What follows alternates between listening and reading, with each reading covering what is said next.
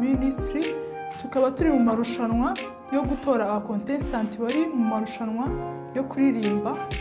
Ushaka guha amahirwe umu contestant waca kuri www.rwandagospel.com ukajya kuri nomero ye ukaba wamuha amahirwe, cyangwa ukajya kuri YouTube channel ya Bishop Aregiste ukareba indirimbo yitwa Ugendane Nanjye, ukaba wakora like ndetse ukandika na comment ukavuga isomo wakuye muri iyo ndirimbo munsi y'iyo video y'umu contestant waba watoye wahaye amahirwe.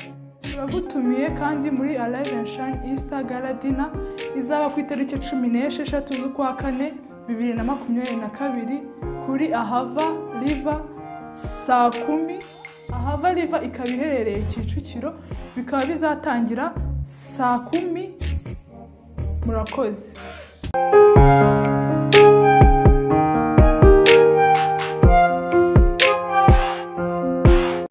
Byiringiro byanjye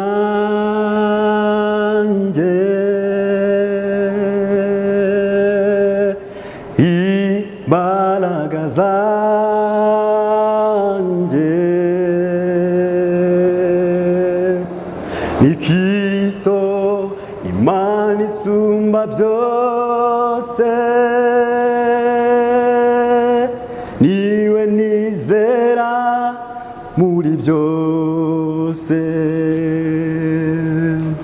Hahirwa ishyanga rigufite Imana yaryo, irakomeye kandi ntakiri inyeganyeza.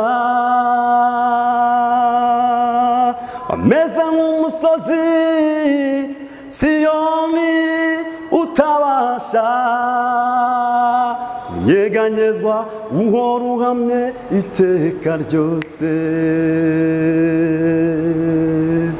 Ugendane nanjye Mwami muyobozi, ugendane nanjye unyobora inzira, kuko naho nagera utari mu ruhande rwanjye.